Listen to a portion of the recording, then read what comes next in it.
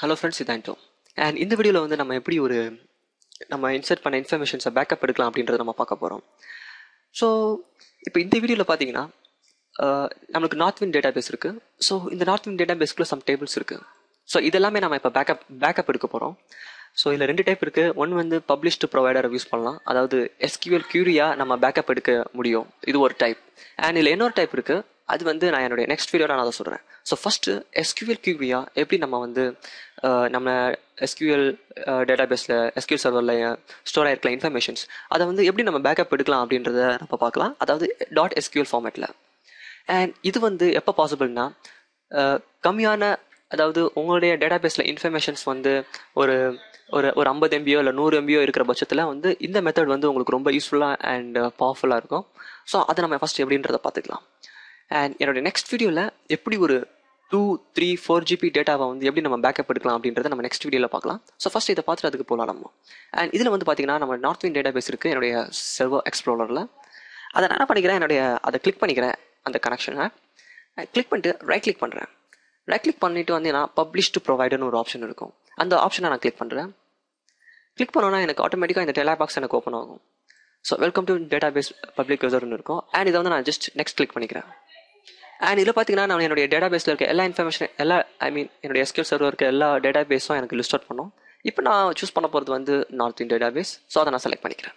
And next, and இது என்னுடைய destination area. என்னுடைய மை டாக்குமெண்ட்ஸில் northwin.sql அப்படின்னு போய் ஸ்டோர் ஆக போகுது. ஸோ நான் என்ன பண்ணிக்கிறேன், இதை மட்டும் ஜஸ்ட் காப்பி பண்ணிவிட்டு என்னுடைய டெஸ்க்டாப்பில் நான் வந்து ஸ்டோர் பண்ணி வச்சுக்கிறேன். ஓகே, நான் northwin.sql அப்படின்னு கொடுத்துட்டேன் அண்ட் சேவ் பண்ணிக்கிறேன். ஸோ இப்போ என்னுடைய டேரக்டரி வந்து என்னுடைய டெஸ்க்டாப்பில் northwin.sql அப்படின்னு நான் சேவ் ஆக போகுது. அதாவது நம்ம ஒரு SQL ஃபைலாக நம்முடைய SQL சர்வரில் இருக்க இன்ஃபர்மேஷன்ஸை வந்து நம்ம அவுட்புட்டாக எடுக்க போகிறோம். அண்ட் நெக்ஸ்ட், அதாவது இது வந்து நம்ம SQL சர்வரில் இருக்க இன்ஃபர்மேஷன்ஸை பேக்கப் எடுக்கிற ஒரு type. And next and finish. So பார்த்தீங்கன்னா உங்களுக்கு இப்படி லோட் ஆகிறது தெரியும். இது கொஞ்சம் டைம் எடுத்துக்கலாம், உங்களோட சிஸ்டம் ஸ்பீடை பொறுத்து, நீங்கள் எவ்வளோ பெரிய டேட்டாவை வந்து நீங்கள் பேக்கப் எடுக்க போகிறீங்க அப்படின்றத பொறுத்து. அண்ட் பட் இந்த மெத்தட் வந்து இது ஒரு இன்ஃபர்மேஷன், உங்களுக்கு கிட்ட கம்மியான இன்ஃபர்மேஷன் உங்கள் டேட்டாபேஸில் இருந்ததுன்னா இது ஓகே. 3 GB 4 GB 5 GB என்ற அந்த அளவுக்கு பெருசாக இருந்ததுன்னா இந்த மெத்தட் சூட் ஆகாது, கஷ்டமாயிடும். Just close it. அண்ட் என்னுடைய விஷுவல் ஸ்டுடியோ மினிமைஸ் பண்ணிக்கிறேன். மினிமைஸ் பண்ணிட்டு பார்த்தீங்கன்னா என்னுடைய டெஸ்க்டாப்பில் நார்த்வின் அப்படின்னு ஒரு SQL ஃபைல் கிரியேட் ஆகிருக்கும். அண்ட் இந்த ரைட் கிளிக் இதை வந்து ப்ராப்பர்ட்டிஸ் போய் பார்த்தீங்கன்னா தெரியும். இதில் வந்து பார்த்தீங்கன்னா 2.63 MBக்கு இன்ஃபர்மேஷன்ஸ் இருக்குது. அண்ட் இதை கிளிக் பண்ணிவிட்டு ரைட் கிளிக் பண்ணி ஓப்பன் வித் நோட் பேடுன்னு கொடுத்தீங்கன்னா உங்களுக்கு தெரியும். ஜஸ்ட் என்னுடைய ஃபாண்ட்டை நான் சின்னது பண்ணிக்கிறேன்.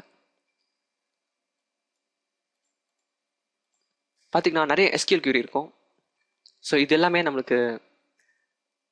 நம்மளுடைய பப்ளிஷ்டு ப்ரொவைடர் யூஸ் பண்ணி இந்த SQL query நம்ம ஜென்ரேட் பண்ணியிருக்கோம்.